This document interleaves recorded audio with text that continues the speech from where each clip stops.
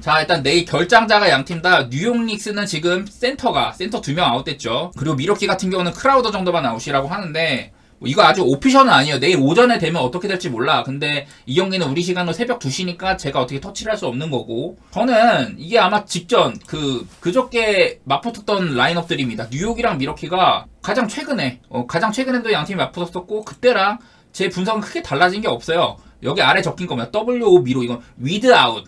그러니까 미첼 로빈슨, 미첼 로빈슨 줄여갖고 미로라고 한 거고, 미첼 로빈슨이 없는 기간 동안 뉴욕이 어땠냐, 이런 것들을 제가 적어둔 건데, 미첼 로빈슨 뉴욕에서 오펜스 리반 잘 따주고, 뭐, 골밑 득점 좋고, 수비적인 기여는 사실 잘 모르겠고, 미첼 로빈슨이 없는 기간 동안 뉴욕이 득점이 122, 실점 122. 말 그대로, 뉴욕의 이런 템포가 엄청나게 빨라졌다. 이런 얘기를 하고 싶었고요. 평균적으로 뉴욕 경기가 오바가 많이 났다. 이 얘기를 좀 드리고 싶었고, 미첼 로빈슨 이탈 이후에. 그리고 그 기간 동안 본인들의 야투율 49.5%, 3점 38.4%, 상대팀한테도 야투율 47.4%로 허용, 37.4%로 3점 슛 쳐맞고 있다. 한마디로 본인들의 야투율이나 상대팀의 이런 3점 슈팅이나 둘 다 많이 올랐다. 좀 오바 게임을 한다는 걸 말씀드리고 싶었고요. 그리고 뉴욕이 이렇게 미첼 로빈슨이나 제리코 심스가 아웃된 동안 하텐슈타인이 팀 내에서 이제 한 서드 센터 정도인데, 이 친구가 출전 시간을 많이 부여받고 있고 31분을 뛰고 있어요. 한 8경기인가 그랬을 거예요. 8경기인가 9경기인가. 미첼 로빈슨이 없는 기간 동안, 그리고 심즈가 아웃된 기간 동안 하텐슈타인이 많은 시간을 뛰고 있는데, 그 기간 동안 31분 동안 8.1득점 하고 있고, 득점이 그러니까 그 전보다 많이 올랐고, 야투율이 66.7%, 그리고 오펜스 리바운드 4.8개, 디펜 6.3개로 리바운드 11개 따고 있고, 블락슛 1.9개. 그러니까 다른 팀 센터 부럽지 않게 하텐슈타인이 잘해주고 있다. 특히나 미첼 로빈슨이 갖고 있던 강점인 오펜스 리바운드를 이 하텐슈타인도 엄청나게 많이 따주고 있다. 한마디로 뉴욕의 이런 경기력은 지금 미첼 로빈슨이 없다고 해서 사실 아쉬울 게 그렇게 많지는 않다. 저는 일단은 그 얘기를 드리고 싶었고, 이 얘기를요, 방금 했던 얘기를 정확히 그저께도 했었어요. 뉴욕이랑 미러키 맞붙을 때. 제가 그때 말씀드린 게, 이 미러키가 최근 한 5경기인가 6경기, 7경기 그동안 NBA 30개 팀 가운데 득점을 가장 많이 하고 있다. 132점인가 그랬다고 했었었죠. 그 얘기를 또 드릴 것 같고, 최근 7경기 동안 미러키가 평균 득점 132.4점. 전체 1위입니다. 그리고 뉴욕은 이 부분에 122.3점으로 전체 9위 수준이에요. 그러니까 최근 한 7경기 그 정도 동안 가장 많은 득점을 올리고 있는 팀, 상위 그리고 탑 10 안에 들고 있는 팀이 붙는다. 일단은 그렇게 되면은 다소간의 오바 게임을 생각해보지 않을 수가 없고, 그 양 팀이 직접 맞붙었을 때도 한번 참고를 해보려고 해요. 그때 130대 111로 끝났으니까 내일 기준점 241.5. 이거랑 이제 딱 맞는 거라고 할 수가 있겠죠. 지난 경기를 아마 베이스로 삼은 것 같은데, 이날 조금 살펴보면은 제가 아까 말씀드렸던 뉴욕의 그 하텐슈타인이 오펜스 리바운드 7개 잡으면서 한마디로 그 미첼 로빈슨의 빈자리를 드러내지 않는 엄청난 활약을 해줬다. 블락도 이날은 빵개였지만은 최근에 2개가량 잡고 있다고 했었고, 이날은 RJ 바렛의 야투율이 조금 아쉬웠었고, 제일런 브런슨은 평소와 마찬가지로 잘했어요. 그리고 랜들도 평소와는 다르게 약간 리바운드나 이런 필드골 시도나 여러 가지 좀 아쉬움이 있었다. 그렇게 생각할 수가 있을 것 같고, 특히나 뉴욕 같은 경우는 벤치 자원들, 조시아트라든지 임마누엘 키클, 이런 벤치에 핵심되는 선수들이 상당히 좀 경기력이 별로였다. 일단 이런 점들을 말씀드릴 것 같고요. 그리고 반대로 이제 미러키는 이날도 쿤보가 또 날아다녔습니다. 그렇게 다른 날보다는 야투 시도를 많이 하지는 않았는데 쿤보가 일단 날아다녔고, 브룩 로페즈라든지 릴라드가 좀 다소간에 안 터지는 날이었는데도 전날 130점을 찍었다는 거죠. 그리고 이날 또 바비 포르티스, 인사이드에서 활력을 가져다주는 바비 포르티스가 또 무지막지한 활약을 해줬다. 제가 저번에도 이 얘기 했었잖아요. 뉴욕 닉스와 미러키 경기. 미러키가 최근 맞대결 9연승 중이다. 최근 맞대결 9연승 중. 마지막으로 뉴욕이 이겨본 게 2021년 11월 달에 113대 98로 원정 가서 이긴 게 있는데, 그 이후로는 미러키가 맞대결 9연승 중이고요. 내일 핸디캡이 3.5점이거든요. 9경기 전부 다 가장 점수차가 적게 났던 경기가 5점이에요. 5점. 110대 105로 미러키가 올 시즌 초반에 한번 이긴 적이 있었는데, 그때 5점이 가장 적은 점수차였고, 제가 전에도 말씀드렸지만 직전 경기가 241점에 그쳤는데, 그날 뉴욕의 벤치 자원들이 엄청 부진했었고, 미러키도 뭐 릴라드라든지 이런 친구들이 다소간에 브룩 로페즈라든지 좀 야투율이 별로인 날이었다. 그런 것들을 생각하면은 저는 이 경기 또 오바될 만하다고 보고요. 그리고 미러키의 승리를 보는 그림이라면은 저는 또 한번 마엔 한번 이렇게 노려볼 것 같습니다. 좀 이런 식으로 접근하도록 할게요. 덴버 대 골스, 이게 정말 어려워요. 제가 이 경기를 진짜 좀 생각을 많이 했는데, 왜 그러냐면은 덴버도 요새 잘하고 골스도 요즘에 엄청 잘합니다. 자, 여기 밑에 적혀있는 거. 덴버는 최근 8경기 동안 7승 1패를 달리고 있다. 그 기간 동안 본인들은 평균 득점 119점, 실점 108점, 야투율 49.2%의 3점을 41%로 성공을 시킨다. 반면에 상대팀한테는 야투율 45%도 허용하지 않고 있고 3점도 33.7%로 적게 맞고 있다. 한마디로 야투율 차이가 많이 난다는 거죠. 그만큼 덴버의 요즘에 뭐 공수 양면에서 기세가 좋다는 거고, 골스가 지금 최근 5경기 5전 5승 5연승 중이에요. 그 기간 동안 평균 125, 실점 116, 그리고 본인들의 야투율이 50%가 넘었고 3점도 거의 40%를 향해 달려가고 있습니다. 그리고 상대팀한테는 야투율 45.2%, 3점 34.5%, 덴버보다는 많이 허용하지만 그래도 본인들의 야투율이랑 상대팀의 야투율이랑 크게 차이가 나죠. 이렇게 골스가 요즘에 공수의 안면에서 상당히 잘해주고 있다. 결국에는 이래서 양팀 다 최근에 공수 폼이 상당히 좋다는 점을 말씀을 드린 건데, 근데 이 경기가 저는 좀 그런 생각을 했어요. 덴버나 골스나 양팀 다 플레이 스타일이 다소간에 좀 비슷하다. 뭐냐면은 여기 위쪽 두 줄 보시면은 둘 다 드라이브인, 말 그대로 딱 드리블 해가지고 상대팀 링까지 이렇게 들어가는 능력, 그 부분은 떨어지는 편이고, 그러니까 말 그대로 리머텍, 막 웨스트브룩이나 모란트 생각하시면 돼요. 그런 친구들처럼 찢고 들어가고 마무리하고 뭐 스몰 포워드들 막 그런 걸 많이 하니까 그런 능력들은 상당히 좀 다른 팀에 비해서 부족한 편이다. 드라이브인이 덴버가 29등, 골스가 30등이에요. 리머텍이 부족하다는 소리고, 페인트존 득점은 덴버가 4등인데 골스는 30등이다. 이 말인 즉슨 덴버는 그래도 요키치라는 선수가 있고 에런 고든처럼 받아먹기에 능한 빅맨이라든지 이렇게, 그래도 골스보다는 덴버가 상대팀의 페인트존을 잘 공략하는 편이긴 하지만 골스는 그렇지도 않다. 골스는 그냥 페인트존 득점이 전체 꼴찌 수준이다. 한마디로 골스의 이런 공격들은 인사이드보다는 아웃사이드에 집중이 돼 있다는 소리인데, 근데 덴버는 지금 일단 3점을 33.7%로 틀어막고 있는 편이다. 이런 부분들 많이 얘기를 드렸고, 또 덴버의 3점슛 수비가 35.6%, 리그 전체 8등 수준이다. 이런 것들 많이 얘기를 했었죠. 그러니까 골스보다는 저는 현재 덴버가 그나마 좀 좋은 수비팀이라고 생각을 해요. 골스도 뭐 3점슛 수비가 34.5%로 6등에 달하긴 하지만은 저는 지금 현 시점에서 골스보다는 덴버가 좋은 팀이다 이렇게 생각을 하고, 양팀 다 드라이브인이라든지 포인트인 페인트, 포인트 존 득점, 이런 부분에 있어서는 다소간에 비슷한 스타일의 팀이다. 그래서 그런 팀들이 붙는데, 저는 좀 어느 점에 주목을 했냐면요. 사실 덴버나 골스나 지난 몇 년 동안 팀의 이런 전체적인 구성이라든지 그런 것들이 크게 변하지는 않았어요. 그래서 그전 경기들, 덴버와 골스의 최근 맞대결들이 다소간에 조금 좋은 이런 레퍼런스가 될 수 있겠다 그런 생각을 했는데, 올 시즌에 한 번 붙었죠. 그때 108대 105로 덴버가 승리를 했고, 작년 4월 달에 또 112대 110, 222점. 그때도 덴버가 승리를 했었고, 그리고 같은 해 올해 초 2월 달 134대 117로 또 덴버가 승리를 했었습니다. 그러니까 덴버가 최근에 4연승을 달리고 있고 최근에 2번 정도는 언더였다. 이런 얘기를 드리고 싶었는데, 뭐 그런 것들을 생각을 하면 내일 골스가 6.5 프렌이고 234.5가 기준점인데, 저는 일단은 언더 오버는 언더를 생각을 했었고 이 경기는 골스의 프렌 생각을 하거든요. 근데 아까 말씀드린 게 덴버는 요즘에 뭐 수비도 좋고 여러 가지 면에서 덴버가 조금 우위 아니냐 이럴 수가 있는데, 다른 거보다도 지금 말씀드린 이거는 올 시즌 전체 혹은 누적된 수치인 거고,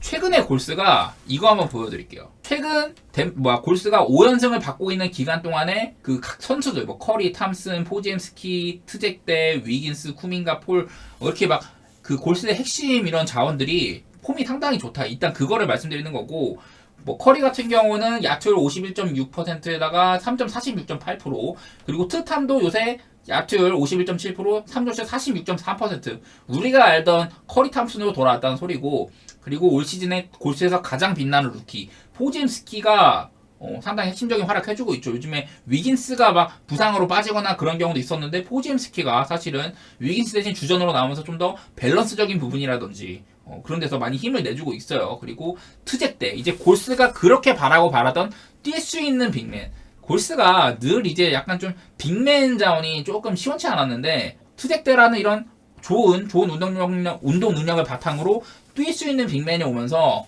요즘에 골스의 색깔이 많이 좀 에너제틱하게 변하고 있다. 그 전에 디그린 있고 탐슨이나 커리 다 이제 늙어와가지고 좀 활동력이 많이 부족했었는데, 감사합니다. 활동력이 많이 부족했었는데 그런 부분들을 포지엠스키나 트젝대 이런 친구들이 채워주고 있다. 또 그리고 쿠민가도 나름대로 좀 뛸 수 있는 빅맨이기도 하고, 쿠민가나 모제스 무비 이런 친구들은 외곽도 충분히 많이 좀 쏠 수 있는 친구들이잖아요. 여러 가지로 전체적으로 최근 골든스테이트 친구들의 야투율이라든지 이런 부분이 상당히 좋다. 그런 얘기를 하고 싶고, 또 크리스 폴도 여전히 게임 조립 잘해주고 있다. 그 최근 5경기 동안 평균 어시가 10.4개라고 하죠. 뭐 덴버라고 제가 덴버는 못 찾았지만은 일단 골스는 이렇게 최근에 좋다는 걸 말씀드리는 거고, 덴버라고 최근에 못하는 건 아닌데, 덴버는 직전 제가 샬럿전에서 약간 좀 기우는 거를 확인했어요. 물론 그 경기는 덴버가 원정이었었고, 홈 덴버는 뭐 다들 아시겠지만 막강하잖아요. 근데 덴버가 그 샬럿전에 조금 이렇게 못하기 전에도 샬럿전도 이기긴 했습니다. 덴버가 초반에 좀 끌려가다가 이제 슬슬 이제 역전했는데, 덴버가 최근에 원정에서 그렇게 아쉬울 게 없어요. 왜냐면은 덴버 지금 최근에 원정 5연승 중이거든. 덴버가 최근에 5연승 중이라서 요즘에는 딱히 막 원정 가면 못한다 이런 것도 없었는데, 직전 샬럿전에는 102대 95로 저득점 승부였었고 3점도 안 터졌고 야투율도 그 2점슛도 60개 중에 27개면 되게 못 넣은 거죠, 덴버 치고는. 그랬어가지고 덴버는 직전 경기에서 좀 저점을 봤다.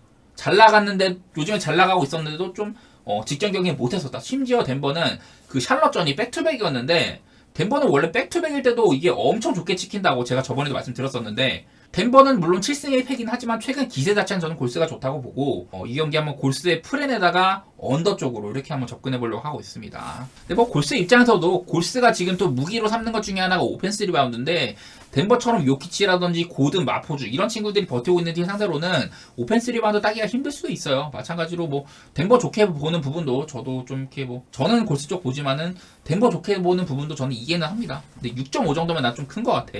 지금처럼 골스가 잘하고 있을 때라면은. 레이커스 대 보스턴인데요. 여기도요, 이게 분석이 어려운 게 뭐냐면은 레이커스가 최근에 라인업 변화를 꾀하고 있다. 레이커스가 지금 디안젤로 러셀을 이제 벤치로 보내고 르브론을 포인트 가드를 보게 시켜요. 그래서 라인업이 왼쪽 보시는 것처럼 르브론, 캠 레디시, 토린 프린스, 벤더빌트, 앤서니 데이비스. 그러니까 그 전에 비하면은 벤더빌트가 이제 선발로 올라왔고 디안젤로 러셀이 벤치로 간 셈인데요. 이거는 뭐 디안젤로 러셀을 트레이드를 시키겠다 뭐 이런 의도처럼도 보이고, 물론 지금 내일 왼쪽에 보시다시피 퀘셔너블이 엄청 많죠. 르브론, 레디시, 뭐 AD 다 퀘셔너블이다, 뭐 빈센트는 이미 빠져있다, 뭐 이런 게 있는데, 어지간하면 나올 것 같긴 해요. 제가 맨날 말씀드린 게 르브론이나 앤서니 데이비스는 맨날 퀘셔너블이 들어있는데, 백투백 아니면은 어지간해서는 둘 다 나온다. 그때 24일날 경기에서도 그때 둘 다 퀘셔너블이 있는데 둘 다 나왔었죠. 저는 다 나올 거라고 생각을 일단은 하는 편이고, 자, 레이커스가 이렇게 라인업 변화를 주고 뭐가 그렇게 달라졌냐 이런 얘기를 좀 할 수가 있을 것 같은데, 그때의 경기 한번 좀 참고해 보도록 하겠습니다. 직전에 레이커스가 오클라호마 시티 썬더 아주 강팀이랑 붙었었거든요. 그날 이제 비로소 디안젤로 러셀을 벤치로 내리고 르브론을 이제 그 포인트 가드로 삼고 이렇게 경기를 했었는데, 그 전에랑 뭐가 그렇게 달라졌냐? 제가 지금 왼쪽에요. 이걸 얘기하겠다. 여기 왼쪽에 보시면은 그 3점 슛이 뭐 시도수나 메이드 시킨 거나 30등 수준이고 확률이 29등이다 막 이런 거 써 있잖아요. 이게 제가 수정을 일부러 안 했어요. 그리고 뭐 필드골 시도 FGA 이게 필드골 시도인데, 이런 부분들 제가 수정을 안 했거든요. 그러면 지금 어떻게 바뀌었는지 좀 확인해 보도록 하겠습니다. 일단 먼저 3점 슛. 지금 이게 변하기 전, 그러니까 르브론을 포인트 가드로 세우기 전에는 레이커스가 이렇게 3점이 안 터졌다 뭐 이런 거였는데, 최근에 레이커스가요, 이렇게 여기 괄호 안에 있는 게 이게 등수거든요. 등수. NBA 30개 팀 가운데 몇 등이냐 이건데, 최근에 레이커스가 3점 슛 성공률이 22등 35.4%는 된다고요. 그러니까 한 1.7%가량 올랐다. 디로를 내리고 저런 라인업을 갖추면서. 그리고 3점 슛 시도 숫자, 3점 슛 시도가 제가 꼴찌라 그랬는데 요즘에 그래도 30.6개로 조금 올랐어요. 한 1.2개 정도 올랐다. 순위는 여전히 하위권이고, 이건 다 누적 수치다 보니까. 누적 수치임에도 불구하고 이렇게 수치가 많이 바뀌었다라는 걸 저는 말씀을 드리고 싶은 거예요. 그리고 3점슛 성공 숫자, 메이드 시킨 숫자가 지금 원래 9.9개였는데 10.8개가 됐다. 거의 한 2개가량 오른 셈이죠, 거의. 이렇게 요즘에 라인업 변화를 꾀하고 좀 더 빅 라인업으로 갔는데도 불구하고 일단 3점 슛이라는 이런 스페이싱 부분이 많이 좋아졌다. 이 얘기를 드리고 싶고, 필드골 시도 숫자. 원래 레이커스는 르브론처럼 이렇게 지공을 하는 선수를 바탕으로 좀 더 확률 높은 공격을 많이 꾀하는 팀이었거든요. 그래가지고 NBA 전체 팀 가운데 필드골 시도 숫자가 29등이었어요. 이게 꼴찌가 듀란트의 그 피닉스거든요. 지금 최근에 이제 레이커스는 87.1개, 한 2개가량 올랐다. 26등으로 여전히 낮긴 하지만은 2개가량 그 필드골 시도 숫자를 올리고 있다. 이 말의 즉슨 뭐냐, 최근 들어서 3점 슛 3점슛도 많이 보완됐고 필드골 성공률이나 필드골 시도 숫자 이런 것들이 많이 올랐다. 한마디로 레이커스의 공격이 조금 더 잘 풀린다는 소리였죠. 그래서 직전 경기 그 오클라호마 시티와의 경기를 보면요. 이날 르브론이 야투를 20개 중에 13개 꽂고 3점슛 5개 다 넣으면서 40득점에 성공했고 앤서니 데이비스도 좀 오클라호마 시티의 이런 약한 인사이드 많이 좀 격파를 해줬습니다. 그래서 전체적인 빅 라인업으로의 변화가 저는 일단은 잘 돌아가고 있다고 생각을 해요. 보시다시피 이렇게 하치무라 같은 애들 그리고 뭐 앤서니 데이비스, 르브론 제임스 이렇게 인사이드 공략을 잘하는 친구들이 이날 오클라호마 시티를 잘 격파를 했고 팀의 3점슛도 32개 중에 16개 들어갔으니까 거의 뭐 절반 들어간 거죠. 그러니까 이렇게 레이커스의 라인업 변화가 좋은 쪽으로 많이 흘러갔다. 이걸 얘기해 드리고 싶었고 근데 내일 상대는 이제 오클이 아니라 보스턴이잖아요. 기본적으로 오클은 인사이드에 약점이 있는 팀이야. 상대팀한테 오펜스 리바운드를 많이 내준다. 뭐 이런 것들이 있었는데 보스턴 같은 경우는요.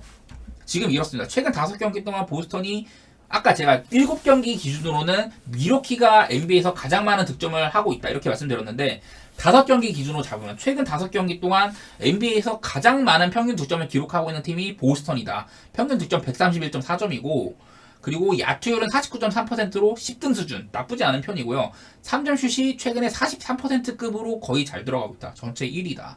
요즘에 보스턴의 3점슛 감이 최고조에 달해 있다. 이런 것들을 얘기해드리고 싶은데 근데 직전 경기도 보스턴이 그때 원정이었어요. 아마 그때 보스턴이 클리퍼스 원정이었나 그랬어. 똑같이 스테이플스 센터였는데 제가 그때도 최근 보스턴의 이런 그 원정에서 세크도 잡고 클리퍼스도 잡고 이런 부분을 말하면서 원정 보스턴이 전에 비해서는 좋아졌다. 원래 보스턴이 홈에서는 3점슛 40%인데 원정은 3 정도밖에 안 된다. 이런 것도 얘기했었고 오펜시브 레이팅 원정에서는 한 28등, 25등이다. 이렇게 얘기했었는데 요즘에 보스턴은 원정 도장 깨기를 하고 다니고 있는 수준이에요. 근데 저는 여기서 조금 눈에 들어온 거는 이게 보스턴이 그날도 뭐 테이텀이 나온다 만다 하다가 나온 거긴 한데 그 레이커스 입장에서 감사합니다. 아까 레이커스가 오클라호마 시티전에서 하치무라, 르브론, AD 이렇게 인사이더 공략을 잘하는 선수들이 많은 득점을 했다 이렇게 말을 했었잖아요. 근데 보스턴은 그래도 요즘에 오피트인의 야투 방어율이 58.9% 상대팀한테 오피트인의 림 근처에서는 상대팀의 이런 야투 시도를 한 60% 미만으로 막아낸다는 소리예요. 이게 엄청 잘 맞고 있는 거거든. 그 댈러스 같은 애들은 거의 70%로 허용하거든요. 어쨌든 요즘에 보스턴이 인사이드 수비가 좋아졌다는 거고 거기에는 이렇게 호포드를 주전 기용하는 거 그런 것들이 좀 껴있었다 이런 얘기를 했는데 근데 저는 이거 레이커스가 좀 더 스페이싱도 그전보다 잘 되고 인사이드도 이렇게 잘 채워나가면서 왜냐면 보스턴이 물론 호포드나 테이텀이 있긴 하지만은 이 높이에 의한 공격을 막 아주 잘 막는 팀까지는 아니라고 생각을 하거든. 뭐 어쨌든 저는 지금 이 경기 어렵긴 한데 나는 포인트 가드 르브론을 바탕으로 한 게 꽤나 잘 먹힐 것 같긴 해. 왜냐면 드루 할러데이 같은 경우도요. 드루 할러데이가 물론 1번부터 4번까지 다 수비할 수 있고 뭐 그런 건 있는데 이 친구가 사이즈에서는 좀 그렇죠. 그러니까 한마디로 르브론은 모든 공격 방식을 다 할 수 있는 선수잖아요. 포스터, 페이서 아니면 3점 올라간다든지 일단 저는 사이즈 대비 주루가 르브론 맞기가 상당히 힘들 거다. 그런 생각을 일단 하고 있고 르브론이 그러면은 그런 뭐 이런 포지션 우위를 바탕으로 개인 득점도 챙겨갈 수 있을 뿐더러 지금 보시다시피 이렇게 레디시 프린스 반도 AD 사실 AD가 뭐 3를 던질 거를 그렇게 막 높이 보진 않지만은 일단은 5아웃 라인업이다. 한마디로 레이커스가 이렇게 라인업 바꾸면서 3점 슛도 많이 던질 수 있고 인사이드 공략도 편하고 보스턴보다는 보통 평균 신장이 우위인데다가 3점 슛도 아쉬울 게 없죠. 그래서 요즘에 보스턴이 물론 원정에서 괜찮았다고 하지만은 저는 그걸 무시는 할 수 없다고 봐요. 그래서 이게 보스턴의 원정 좋은 호조가 언제까지 갈 거냐. 거기서 조금 일단 의심하고 들어가고 싶고 요즘에 레이커스가 그냥 라인업 변화 이후에 상당히 잘 나간다. 이것도 좀 생각을 해가지고 보스턴이 최근에 잘 넣고 있는 건 알겠어. 그러면 그거는 그냥 오바로만 챙겨갈게. 승리하는 쪽이나 프렌은 저는 레이커스를 보겠다.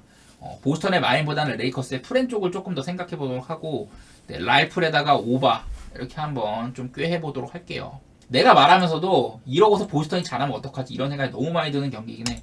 좀 어렵긴 한데 그래도 한번 도전적으로 임해보도록 하겠습니다. 저번에 보스턴이 골스한테도 원정이었지만 조금 이렇게 좀 헤맨 적도 있고 했었으니까 그 역전 나오고 한 적도 있었으니까 라이플 오바 보도록 하겠습니다. 그리고 이제 마이애미 대 필라델피아 사실은요 제가 오늘 경기 중에 제일 어려운 게 이거예요. 왜냐면은 그 이제 필라델피아가 내일 엔비드가 결장을 하거든요. 그래가지고 제가 이 경기에서 중점적으로 본 거는 그러면 필라델피아가 엔비드가 빠졌을 때는 여태 어때 왔냐 이거를 조금 얘기해드리고 싶은데 조엘 엔비드가 올 시즌에 딱 3번 빠졌어요. 보시면은 중간에 inactive, not with team, inactive 이게 뭐냐 팀이랑 함께 하지 않았다, 뛰지 않았다.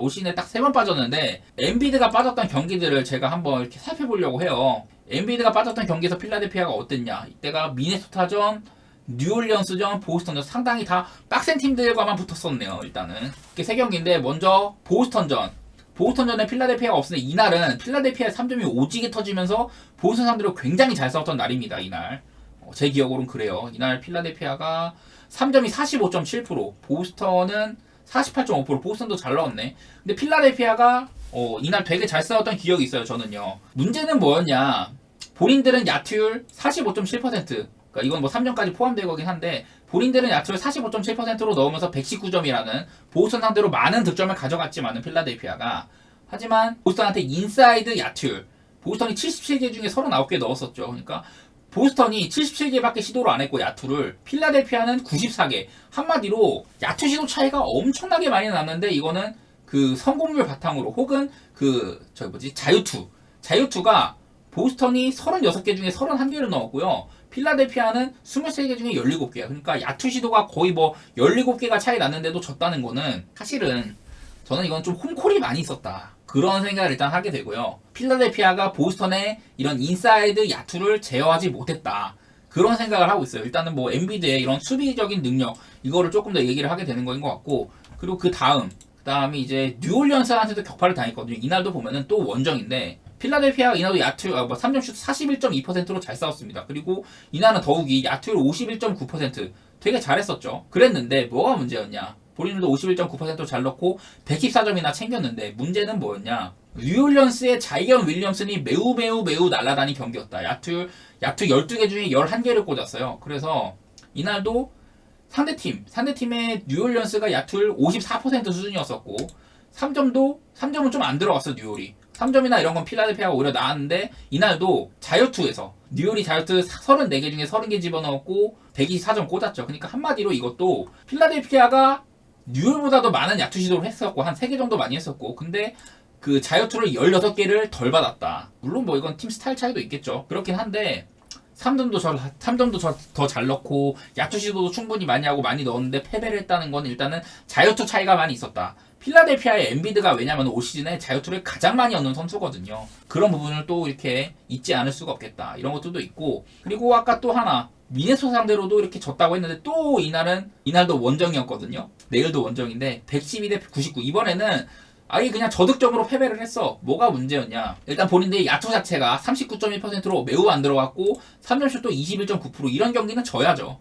필라델피아 그냥 질만한 경기였었다. 반대로 미네소타는 야투율 48.3%, 3점슛 38.5%, 뭐 자유투는 이번에는 그렇게 크게 차이는 안 났는데 어쨌든 미네소타가 그냥 무난하게 처발한 경기였었다. 그래서 한마디로 제가 이것들을 쭉 보면서 눈에 들어왔던 건 뭐냐, 필라델피아를 상대하는 팀은 엔비드가 없으면 인사이드 공략이 원활하다. 필라델피아 입장에서는 공격면에서 3점이나 뭐 인사이드 그게 잘 들어간다고 하더라도 자유투 얻어내는 능력이 일단은 엔비드가 리그에서 가장 좋은 선수이기 때문에 자유투가 급감하는 그런 것들을 얻어낼 수가 있었고요. 내일 그래서 필라델피아가 이제 어떤 팀이랑 하냐, 마이애미랑 하거든요. 자, 제가 먼저 아까 필라델피아가 엔비드가 없으면 인사이드 그 허용을 많이 한다고 했는데 마이애미는요 기본적으로 드라이브인을 많이 시도하는 팀은 아니에요. 그러니까 이게 뭐냐면 아까도 제가 막 골스랑 덴버 얘기하면서 말씀드렸는데 드라이브인은 말 그대로 이렇게 막 드리블 치고 뭐 어떻게 하고 막 포스트업 치고 해갖고 결국에 상대방 인사이드를 꽂아갖고 뭐 덩크를 찍든 뭐 페이드어웨이 뭐 2점을 쏘든 뭐 그런 건데, 마이애미는 드라이브인을 많이 하는 팀은 아니다. 여기 아래 보시면은 그 드라이브인 시도 숫자, 마이애미는요 16등 정도, 그냥 평범하네요. 드라이브인 시도 숫자는 48.7회로 한 16등이니까 그냥 리그 중위권 정도다. 평범하게 시도하는 편이고, 드라이브인으로 그러면 점수는 얼마나 뽑아내냐 마이애미가, 이거는 26.8점 정도, 이거는 좀 하위권이에요. 26.8점으로 22등 정도. 그러니까 마이애미가 다들 아시겠지만 3점의 팀이죠. 3점의 팀. 마이애미가 지금 리그 전체 3점슛 1등 팀이니까 마이애미는 외곽의 팀이지 인사이드는 그렇게 막 많이 이용하는 팀은 아니다. 근데 이것도 지금 최근 들어서 타일러 히로라든지 그리고 내일 또 버틀러가 나올 수도 있고 요즘 들어서 그리고 심지어 던컨 로빈슨까지 3를 던지는 척하면서 이 새끼는 3점밖에 없는 애니까 3 던지는 척하면서 안으로 들어가서 덩크 마무리도 하고 그런 것들도 눈에 들어오거든요. 그러니까 마이애미가 보이는 수치만큼 막 드라이브를 아주 못하는 팀까지는 아니다. 그걸 말씀드리고 싶고 일단은 그 마이애미는 엔비드가 없어서 누릴 수 있는 상대방으로부터 오펜을 많이 갖고 올 수 있는 부분이라든지 아니면 그 페인트존 득점 이런 부분은 사실 앞서 말씀드린 뉴올리언스나 미네소타나 보스턴 이런 팀들에 비해서는 조금 떨어지는 팀이다. 이거를 말씀드리고 싶었어요. 저는 일단은. 그래서 필라델피아가 엔비드가 빠졌을 때 일단은 3전 전패이기는 하나 내일 마이애미는 그런 것들을 아주 많이 누려갈 것 같지는 않다. 일단 그런 생각을 하거든요. 그래서 되게 어렵지만은 저는 이 경기 마이애미의 2.5 정도면은 마헨을 한번 바라보도록 하고요. 왜냐면 마이애미도 필라델피아의 엔비드가 없는 것과는 달리 마이애미가 그래도 그 자유투 삥뜯기 이거는 버틀러도 있고 나름대로 괜찮습니다. 마이애미가 그래도 자유투 삥뜯기는 뭐 리그 평균 정도긴 한데 이거는 또 히로도 돌아왔고 버틀러도 있고 그런 부분에서는 조금 낮다고 생각합니다. 필라델피아는 확실히 엔비드가 빠짐으로써 자유투를 삥드는 능력 한 경기 한 10점 정도는 빠질 거라고 생각을 해요. 그런 생각이 들어서 저는 일단은 마이애미의 마헨에다가 225.5면은 저는 언더 한번 꿰보도록 할게요. 제가 아까 뭐 엔비드가 없는 시기 동안 필라델피아의 뭐 이런 득점 같은 것들 다 보여드렸어요. 이렇게 막 오바 게임도 많이 한 것도 있어. 오바 게임도 많이 한 것도 있습니다. 뉴올이나 그 보스턴이나 할 때는 상당히 잘 싸웠었죠. 에드벌룬 1개 감사합니다. 감사합니다. 잘 싸웠는데 일단 미네소타라는 이런 수비팀 상대로는 좀 언더가 나기도 했었고 225.5는 저는 굉장히 낮은 기준점이라 생각은 하는데 기본적으로 최근에 마이애미가요 좀 언더 팀이죠. 마이애미가 뭐 3를 잘 꽂건 어쨌건 간에 최근에 마이애미는 다소간에 언더 팀의 향기가 많이 난다. 그래서 나는 필라델피아가 엔비드가 없으면 확실한 공격 루트가 하나 빠지는 셈이고 이 아데바요가 그래도 복귀를 하면서 상대 선수의 필드골을 많이 저하시키는 부분에 있어서는 거의 뭐 리그에서 5손가락 안에 들어가는 선수거든요. 그래서 저는 이거 좀 언더 쪽으로 생각해보고요. 마이애미 마헨 쪽 바라보도록 하겠습니다. 조금 어려워요 많이. 이거는 뭐 어떻게 생각하시든 제 생각은 그냥 이렇다는 점만 알아주시면 좋겠고 그리고 이제 내일의 마지막 경기 피닉스 대 댈러스인데요. 피닉스가 요즘 저점입니다. 아시겠지만 피닉스가 최근 7점 감사합니다. 피닉스가 최근 7경기 동안 평균 득점이 111.4점 리그에서 30개 팀 중에 26번째로 못 넣고 있고 야투를 46.8%로 30개 팀 중에 23등 엄청 못하고 있죠. 그리고 3점슛 꼴찌 30.1% 이렇습니다. 요즘의 피닉스는 말 그대로 개판이다. 감사합니다. 에드벌룬 1개 감사합니다. 자 일단 댈러스는 그 요즘에 막 돈치치도 빠지고 엑선도 빠지고 기본적으로 어빙이나 뭐 조시 그린 라이블리 막 엄청 많이 빠져 있었어요. 그랬는데 그래도 지금 조금 살아나온 라인업으로 돌아왔습니다. 돈치치 엑선 티마주 막 이렇게 오고 내일은 근데 센터가 좀 비어있네요. 홀렘스는 아무래도 안 쓸 모양인가 봐. 어쨌든 댈러스가 약간 좀 스몰 라인업으로 갈 심산인가 봅니다. 일단 댈러스가 직전 경기도 그랬었고 라이블리가 퀘셔너블이지만 나올지 안 나올지는 모르겠다. 그런 상황이고 피닉스는 지금 너키치가 빠지죠. 상대방이 인사이드. 댈러스가 제가 아까 말씀드린 대로 오피틴의 야투 방어율이 리그 꼴찌 수준이다. 말 그대로 댈러스의 그 인사이드는 상대팀 놀이터다. 이런 소리를 했는데 근데 이 피닉스 같은 경우는요. 너키치가 있으면 모르겠는데 듀란트나 부커가 막 그렇게 막 드라이브인을 많이 시도하는 편까지는 아니에요.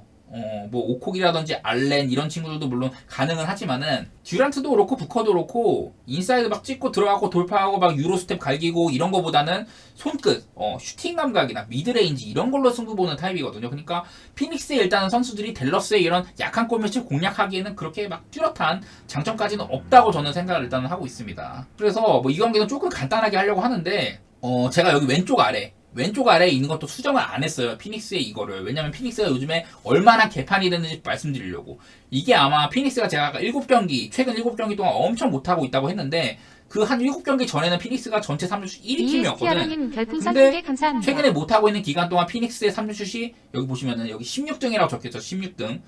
16등 수준까지 떨어졌다. 한마디로 피닉스가 최근에 엄청 못했다는 거를 반증시켜드리려고 제가 일부러 이걸 수정을 안 했습니다. 그리고 피닉스는 아까도 한번 말씀드렸는데 요즘에 필드골 시도 숫자 야투 시도 부분에서 피닉스가 86개로 전체 밑에서 3등이에요. 밑에서 3등. 마이애미가 이 부분 밑에서 1등이고 그러니까 꼴찌죠. 리그에서 야투 시도를 가장 안 하는 팀, 신중한 공격을 하는 팀. 그 부분에서 피닉스가 지금 3등에 해당되고 있다. 댈러스는 반대로 위에서 3등이에요. 위에서 3등. 야투 시도를 많이 하는 편. 그래서 일단은 물량 공세로 따지면 댈러스가 앞설 수도 있겠다. 그걸 TS%라고 하거든요. TS%. TS% 부분에서 뭐 댈러스도 많이 떨어지긴 했어요. 지금 12등 수준이에요. 58.4%로 슈팅의 효율. 그러니까 똑같은 점수를 내더라도 이게 3점 슛이 많이 들어갔냐, 자유투 같은 이런 확실한 공격 노트가 많이 들어갔냐. 그러니까 예를 들어 막 비비고 터프샷을 한다. 이거는 2점짜리 터프샷을 쏜다. 이거는 TS 퍼센트 면에서는 좀 떨어지는 거고. 그러니까 이거는 좀 약간 2차적인 수치적인 부분인데 어쨌든 그런 부분에서 댈러스는 슈팅 효율이 좋은 편이라는 거고 원래는 엄청 좋았는데 요즘에 조금 떨어졌어요. 11등 정도로. 반면에 이제 피닉스 같은 경우는 슈팅 효율이 최근 들어서 많이 떨어져 있다. 그런 얘기를 조금 드리고 싶네요. 지금 찾기가 힘드네. 그냥 뭐 한마디로 내일 댈러스가 결혼이 조금 있긴 하다. 뭐 어빙도 요즘에 빠지고 있고 라이블리도 못 나올 수도 있고 이런 게 있기는 한데 요즘에 피닉스는 워낙에 저점이다. 물론 내일 갑자기 크리스마스 기념으로 홈팀 관중들 앞에서 엄청 잘할 수도 있겠죠. 그런데 이런 수치만 놓고 지금 오늘 시점에서 분석을 하는 걸로는 저는 댈러스가 조금 더 좋은 팀이라는 생각을 합니다. 피닉스보다는.